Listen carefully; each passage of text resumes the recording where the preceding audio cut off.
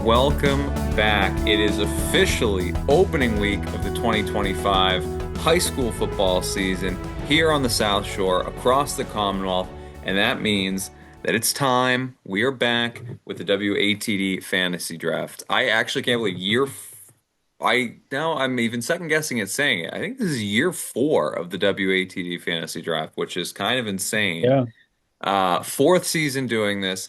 Excited to be back. Fresh crop of players, tons of new names, and a ton of returning talent. We've kind of talked as we've gotten ready for the season about a lot of teams that lost so many key pieces and this year feeling really open, but there are some pretty big names at every position coming back across the South Shore this year. So there's a ton of talent to draft from. Quinn Kelly, Johnny Rourke, Brendan Connolly, WATD Sports team ready to kick things off. Guys, excited for week one, ready to get things going here.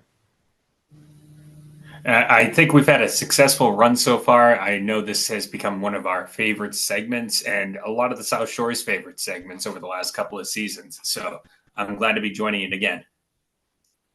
Yeah, I mean, best time of the year. Weather's perfect. Kids are going back to school. Football's back, and can't really ask for much more. Football is back. We got a double billing for you this weekend to kick things off. We're going to be at Frollo. Fantastic place to start on Friday night for Abington Duxbury, and then we'll be over at Spelman on Saturday as the Cards take on Nantucket. It is a double billing. Cannot wait to get ready. Uh, Go ahead while you're here on our YouTube page and make sure you subscribe for content that'll be up here all year long. You can also find plenty of it on 959watd.com. That'll get you updated on where we are each week, what's been going on, and give Brendan a follow because Brendan is like all of a sudden the foremost voice on high school football, running the notebook for the Boston Herald. So that's pretty exciting. Congratulations, formally, Brendan. Awesome stuff. Excited to follow along this year. Well, thanks again, Quinn. And I'm excited for the journey that it's going to be. Obviously, big shoes to fill. Danny V ran this since 1993, I believe, Wow. when it came to the football notebook. So I think it's going to be a good season, and I'm excited for what's in store. So Danny hanging on to the the Boston Herald Twitter handle, not relinquishing that in retirement. Well, I think he said he would, but Oh, we'll really? see if he. Yeah, he actually made an It's like his announcement said he personal would, but account, though, you know? it's tough, like you've been doing it for so long. I don't know. We'll see how it goes, but Yeah, uh, obviously it's up to him when he decides to do so. I love it. All right, well, let's get into it. So the order for week one of the fantasy draft is going to be Johnny, then Brendan, then myself. If you're unfamiliar, the way we do this is we are each going to be drafting one quarterback, two running backs, two wide receivers, and one team defense. And the scoring you'll be able to find is on our posts on 959watd.com that accompany the video. So hopefully, I know that it's been a roller coaster. We had, our first season, we were trying our best to track down stats, and it was a little bit hit or miss. Then second season, we really got into it, and we had, Huddle was great. Teams were updating on that. We were able to keep track of stats, better than we have in the past. And then last year, Huddle went with totally changed their system, and you can't see team stats anymore. So we are hoping here in year 4 we are actually going to be able to give a week by week. This is what teams did. I'm hopeful, if nothing else, that Brendan. I'm sure you're going to see every box score across the state. So hopefully, at least you getting box scores in your inbox is going to help this out a little bit. But we shall see. We It will certainly try our will. best. Yeah. All right. Let's get into it. Let's kick things off. Uh, Chomping at the bit here. Week one underway, and it begins with Johnny on the clock here for the first overall pick of the 2025 WATD High School Football Fantasy Draft. Honestly, I don't like having the first pick here. It's just a fully clean slate. Just almost too many ways that I can go with this. I'm gonna go with a guy that I've seen, play in person. Been really impressed with him. I actually picked him to win league MVP. I'm going with Michael Wildfire. They are playing on the road, I believe, at Norwell in week one. So that's gonna be a huge test for Cohasset. He's gonna need to step up. He's gonna need to immediately show the league who, the kind of player he is this year, take that step and lead them to victory. Yeah, he was on my short list this week, which ended up being a very long list. I think there's a lot of great quarterback picks to lead off here in week one, but um, I love I love this matchup. I think this is one of the best games of week one. I'm going to be intently, checking for score updates on that one. I think it's going to be a fantastic matchup. And I think you have a guy in Michael Wildfire that I have to imagine is dying to get out there. Obviously, the season for Cohasset didn't end the way that they wanted it to. Bounced in the Elite Eight last year, and Wildfire missed the entire playoffs with mono. So I think coming back this year, he's got to be geared up to go out there and sling it. And he's got no tip picks. He's got a couple of big weapons coming back with him. So I expect them in what is probably going to be a high scoring affair with Norwell to be throwing the ball around the yard a little bit. So good pick, Johnny. All right, Brendan, I'll put you on your clock for the first pick of 2025, your first pick of 2025. Well, this is going to be a game that I think is going to have a lot of juice behind it, and I feel like this team is going to have to pass a lot this season if they want to have success. I'm going to go to Brockton. I'm going to pick Jared Mighty, their receiver. I hate to use him this early in the season, but I feel like in this game they're going to use him a lot because they're playing a North Attleboro squad that won 35-0 in their Super Bowl appearance just last year. North Attleboro lost a few key pieces, but I think Brockton is going to come back. They showed off in the Northeast 7 versus 7s. And Jared Mighty and Marcio Semedo were the two guys that really stood out to me. So I'm going to go with Mighty this week. I think for a program that in recent years has had kind of a lot going on, returning Jalison Silva as your head coach, having your quarterback come back in Jalison Silva, and now Jared Mighty in his senior season, it just feels like they're poised to take a big step forward this year, just from a continuity standpoint. And being that the case, I mean, he's one of the most talented players in the area. I mean, he is truly excellent. And as you said, Brendan, I mean, they're gonna have to throw in this one.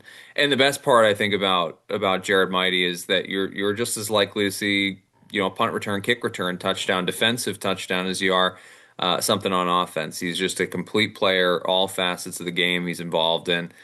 So I expect a big week one for him. All right, so one quarterback, one wide receiver off the board. I'm going to take the first. I'm going to take the first running back here off the board this year, and I'm looking at a. I'm going to go with.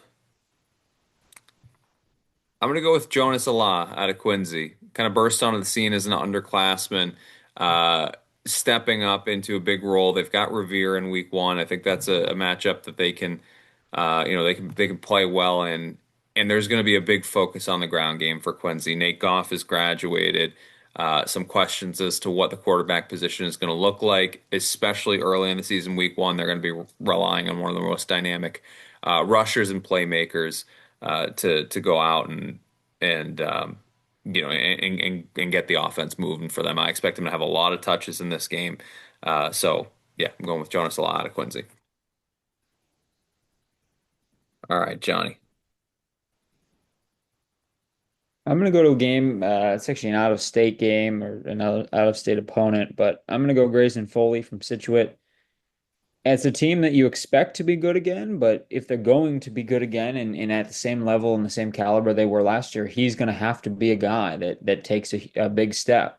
He was tremendous last year, but obviously you lose his brother, you lose a lot of those skill guys. You still have some real talent on that team, but he is a guy that kind of has to take on an even bigger role than one he had. I think he's fully capable of it. I'm excited to see his season. I think that he is, a lot of the focus is going to be on Citra's quarterback Johnny Donovan coming back, right? And with good reason. The last time we saw him, he was setting a record at Gillette for most touchdown passes in a half of a Super Bowl game. He's legit. He's the real deal. But I think it's going to fly under the radar. I think people know the Scituate team well aren't going to be surprised, but I think people who weren't paying real close attention throughout that season are going to be shocked at just how good Grayson Foley is. I think he's going to have an absolutely monster season. I think he was arguably a better pure rusher than Willie Robinson, and now stepping into his junior season, he's just going to be an absolute monster for them. So, a good pick, Johnny. All right, Brennan. I'm actually going to go running back here. This is another game that kind of jumps off the page to me, and obviously to us being the South Shores radio station. Duxbury versus Abington jumps off the page to me, and I'm going to go with Ian McNeil. I feel like this is a game where it's going to be close early, but Duxbury might get a lead, and then they're going to turn to the running game. And I feel like he's going to play a big role. Yeah, I mean, I think that the thing that has kept Duxbury going here is their ability to just churn out good running back after good running back after good running back. And I think last year you didn't know how they were going to replace Alex Barlow, and then Jack Reese goes out and has a very comparable season to Barlow's Wilhelm Award semifinal or finalist season 2 years ago.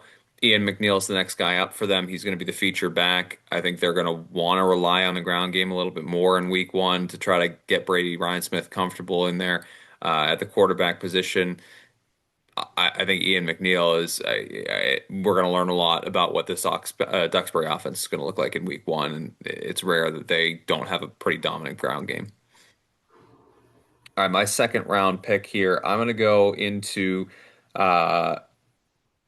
into a matchup that is also going to be on our airwaves this week. I don't get the opportunity throughout the season to pick in head-to-head South Shore games. Don't like to take sides when I'm going to be on the air. But we've got a game where we have one South Shore team playing a non-South Shore team. So I'm going to go with Cardinal Spellman's Liam Wrightington. Talking to head coach Ryan Donovan, he's one of the guys that they expect to be heavily featured in the offense. There isn't a ton of returning experience on offense for Cardinal Spellman. They're going to be starting and mixing in a lot of underclassmen. He's going to get a lot of touches as they try to figure out what the offense looks like here in week one. So give me Liam Wrightington, wide receiver out of Cardinal Spellman. And Johnny, that brings it to you, round three. I'm gonna go another running back, round out that room for me. I'm gonna go. I mean, this guy's an absolute stud. Saw him in the Super Bowl last year. I'm gonna go Mekhi White, Randolph. They're playing out Blue Hills. I expect Mekhi to come out, pun intended, running, and I think he's gonna run all over. And I mean, he's a tremendous athlete, tremendous player, and I expect big things from him this year. Breaking out all the big guns week one. I mean, that's as far as names on your watch list. Mekhi White's right there. And I'll say something similar. He's certainly a little bit more on the radar than was Grayson Foley, but he is going to have a monster campaign, no doubt about it. Um, just an absolute beast. I mean, he almost single-handedly brought them back into the Super Bowl. It's kind of shocking to think that Randolph West Boylston Super Bowl ended up being a one-score game, and Randolph had the ball with a chance to tie, and that was largely because Mekhi White just went kind of beast mode in the second half. They're a team that has completely in recent years kind of well, they've just built a program and they're thinking about a D8 title this year. And I think that speaks to what an incredible job John Marshall has done over the last 6 years. But Mekhi White is the kind of player that makes that possible for them. They've got a bunch on the roster, but he's right at the top of that list. All right, Brennan, your third pick.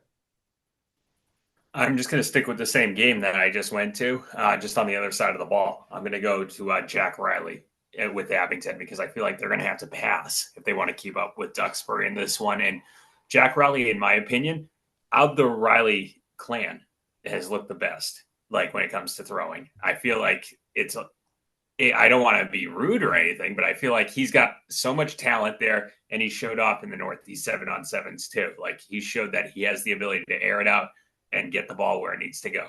So, and he was confident. He even said, "I think I'm the best passer of all my brothers," and I showed it in the backyard. So, just a quote from him directly. I feel like he has confidence, and as a result, I think Abington's going to do very well this season. But in this game, they're going to have to pass. I mean, a fantastic story here. The fifth Riley to get under center for Abington. So obviously, Grandpa Jack back in the 50s led the Green Wave to a perfect season in 56. And then Father Ed, who is now the head coach, was played for him in the 80s. He's now the third brother after Eddie and Michael, and now it's Jack. And Jack wearing number 12, which has been retired in honor of his grandfather, and making his debut against Duxbury, who Abington has played twice in not so recent history. Well, in recent history, but they've played, I think, twice, maybe ever, and have had some fun games against them last year. Obviously, they took the lead early in the second half, and I think you said it, Brennan. I think Jack's going to give them a dynamism to the offense this year that they haven't had, and that's a team that really, when you kind of listen to them talk, they have some high expectations for this year. And yeah, Jack's kind of getting his first start here as a junior, but I expect that he's not going to hold himself to anything but the highest of standards. So, and again, you're right. I think they're going to have to pass against Duxbury. It's a tough test out of the gate for both of these teams, but certainly for Abington. All right, that'll bring it to me. I'm going to round out my running back room, and I'm going to go to Plymouth North's matchup with Old Rochester. Give me Gio Ribeiro Lynch. Going to take on more of a role as the feature back with the graduation of Kevin Marrera. I think we've been expecting kind of big things for him, obviously. Um, Bloodlines are the bloodlines, right? He always had big expectations being Cassius Johnson's little brother, and I think that he's shown it in flashes for Plymouth North. I think he's kind of coming into his senior season, not necessarily under the radar, but maybe not with as much shine on him as he probably deserves. I think he's going to come out and have a pretty big season, and it's going to start against Old Rochester in week one. So give me Gio Lynch to round out my running back room. All right, Johnny, back to you. I have I have half a mind to just really load up here, and I think I might. I Put just that I think first one on the books.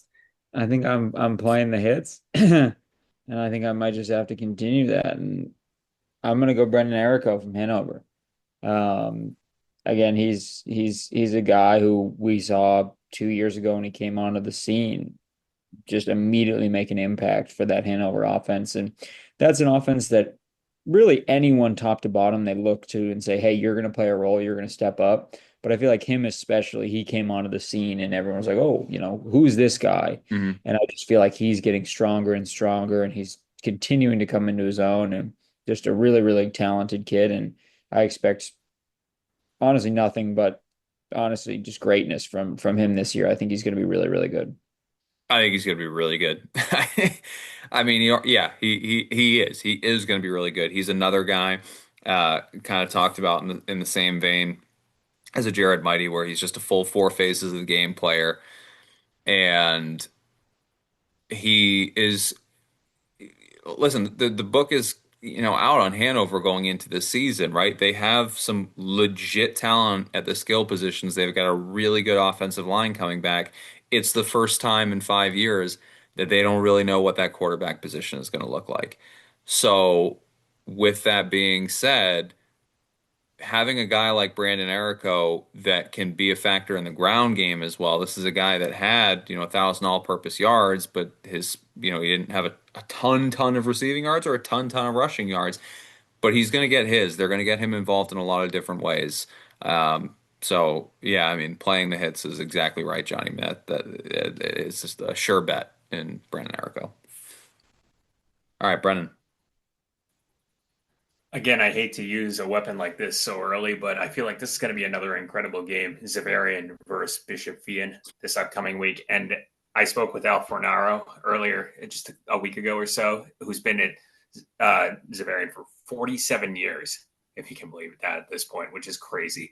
But he's saying Bryce Todd is going to be a focal point of their offense. And I feel like this is his time to step in and do so. He's got big shoes to fill, filling in for Vinny Busa, but it's going to be a good season, I think, for him. And it starts here. I feel like it's going to be back and forth in this one, but Zavarian will take the lead and they'll rely heavily on him, I think. Yeah, I think they've got a tougher matchup week one than I think a lot of people are Oh, giving it for credit sure. for. I mean, Fian's not going to be a joke. That's going to be a tough game. And I just think, especially to, when you look at teams that have a really vaunted passing attack, and obviously Severian's going to have that this year with Will Wood and Dave Shivigato back. Still, week one, those teams tend to be a little bit heavier run as they just kind of get themselves settled. And you said, I mean, even at their best last year, Brennan, I mean that they were a run first team, really, truly at heart. And so yeah, I expect big things from Bryce Todd. I think it's a good call in week one. I think that's a really fun matchup just across the state. That's one of the most exciting games in my mind in week one. All right, I am going to round out my receiver room. And I'm going to go to a guy we haven't heard from too much to this point, but who's coming into the season really getting his tires pumped by the coaching staff. And it's at Plymouth South. Darren Frizzetti is super, super excited about his 6'4" weapon on the outside, Braxton Werner. Just an absolute baller. That offense is going to be a lot more uh, passing focused. They're not going to be, pass heavy or pass happy, but they're gonna move the ball through the air this year, are the Panthers, and Braxton Warner is a guy who's going to make that really possible. And going up against the Silver Lake team that's got a lot of talent on defense, but is a little bit undersized in my mind on the back end of the defense. I think Braxton Warner could play a big, big role in Plymouth South's Week One matchup. So give me Braxton Warner. All right, on to round five. Johnny. This one, I have a couple different guys in mind. I mean, you talk about it, so I need a receiver. I think a lot of these teams will look to run the ball early, just kind of get settled in, get established. I'm going to go to that Marshfield Methuen matchup. I think it's an intriguing matchup for me. It's very interesting to look at Marshfield and say who's going to step up. You lose a lot of that class. You lose a lot of that team that had been there for a while. But I'm going to go Luke Richardson. I think he's a guy that's been around, and they're going to expect and kind of have to have him step up and kind of remind everyone how it goes and really kind of take the reins on the outside. So we'll see what that offense looks like without, the likes of Tormas and different players like that. But I'm excited to see the new look because I have faith in the coaching staff. I have faith in that program now of the culture that they're building. There are a bunch of instances of this across the South Shore this year at a variety of different positions. It's the nature of high school football. But Luke Richardson's the perfect example of a guy who probably didn't go into last year expecting to get a lot of looks, and a ton of injuries in Marshfield's wide receiver unit forced him into the spotlight. And he benefited a ton from working a year in the offense with Tormas and getting a lot of reps. He is going to be very, very good this year. And I don't think, I know it's going to be the first, or not the first start for Nate Rollinson, but, um, first as, full-time starting quarterback, they're not going to be shy about throwing the ball against Methuen. I think Luke Richardson could have a big game. All right, Brendan. I'm going to go to another big matchup here on the docket. This one's out of the Bay State Conference. I'm going to go to the Milton Needham matchup. I'm going to go with Ronan Salmon as my second wide receiver. I feel like this is a game where Milton has to show off and prove that they're back, and they have to do it against their reigning Super Bowl finalist. Needham had an incredible season last year. However, they lost one of their key pieces with Aiden Williams, who was their former linebacker and running back. And I feel like that gives Milton a better shot in this game. In order to keep up, they'll have to pass, and I feel like he's going to be the focal point. Yeah, I think this was a 35 to nothing drubbing to start last season for Milton. They're in a much different place. They return so much of their offense. I think they're going to be really, really talented this year. They seem to have, kind of the right attitude about things. And Ronan Salmon's got to be a guy that's, motivated to have a big season in that sophomore year, part of a Super Bowl winning team, goes for 1,000 yards. He was the second player that Steve Dombrowski in his illustrious career has ever coached that has gone over 1,000 yards. And then last year kind of had a quiet season, and a little bit of that was, losing a lot on offense, changes there, but he's he's going to be motivated to go out and have a big senior season, I'd have to imagine. And he's got, Milton's receiving records right in his eye, his eyesight. So I imagine he's going to want to put that away pretty early in the season and focus on grander goals. So I like the pick, Brendan. All right, that'll bring it to me. And all right, I'm gonna do this. So I came in, I said that I thought the quarterback position week one was pretty deep. There are a lot of options. I'm happy with the collection of different teams I've hit on. So I'm gonna go with somebody that I just want to get in on the ground floor of the hype train.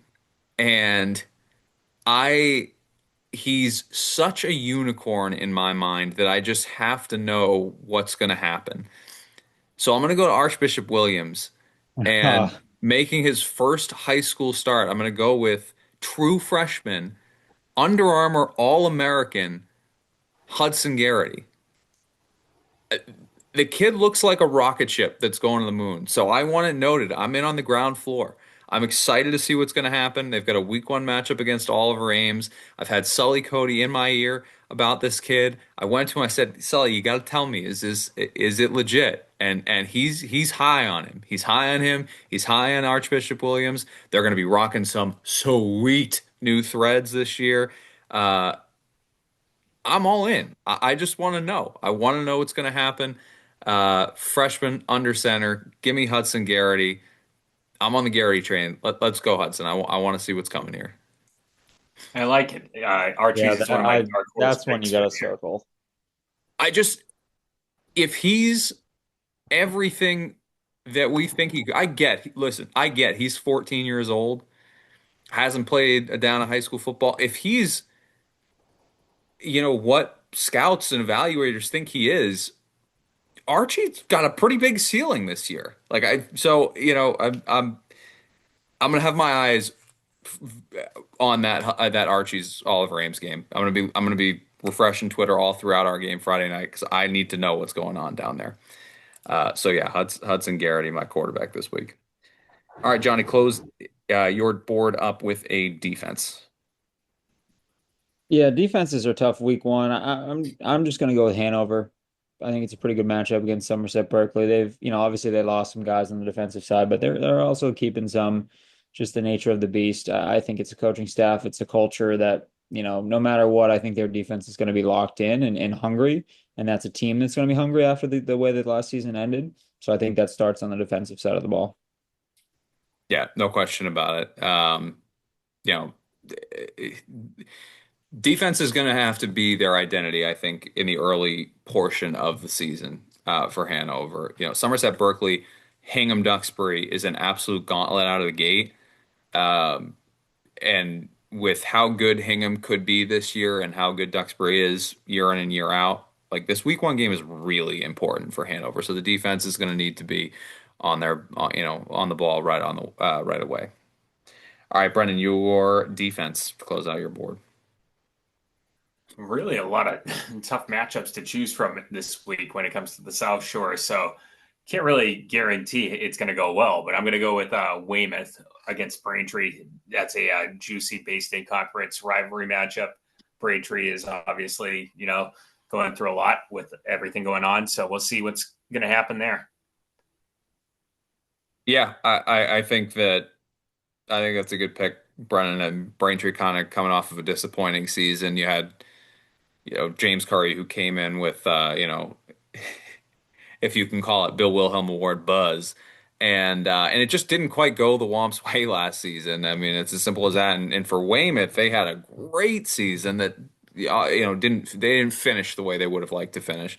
It's the nature of playing in D1 and just an absolute beast come playoff time. But they've still got a lot of talent coming back on that team, and I think defensively they were really good in the early stretch of the season.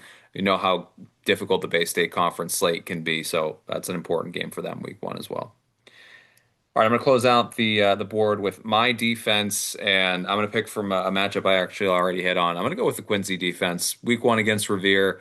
Um, they're going to have to come out and play well and give their offense a chance to settle into the game. I think it's a decent matchup for them against Revere. So give me the Quincy defense. I'd like to see them come out and make some plays week one.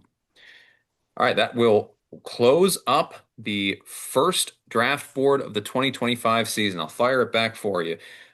Johnny at quarterback, Cohasset's Michael Wildfire at running back, Situate's Grayson Foley, and Randolph's Mackay White at wide receiver, Hanover's Brandon Errico, and Marshfield's Luke Richardson and the Hanover defense. For Brendan, quarterback, Jack Riley out of Abington, running backs, Ian McNeil out of Duxbury, and Bryce Todd out of Severian, and wide receivers, Jared Mighty out of Brockton, and Ronan Salmon out of Milton with the Weymouth defense.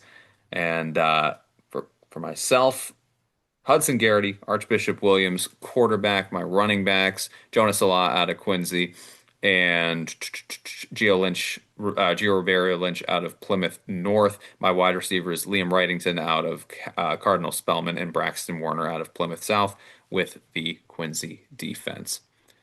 All right, that does it. Once again, we are going to be live Friday night, 7 p.m. Abington versus Duxbury, the opening game of the season, our South Shore game of the week. Then it's a high school Saturday on WATD Plus. Cardinal Spellman versus Nantucket, noon kickoff there. I'll be on the air for both of those. Johnny will be alongside me in the booth, and we are thrilled to get it rocking and rolling.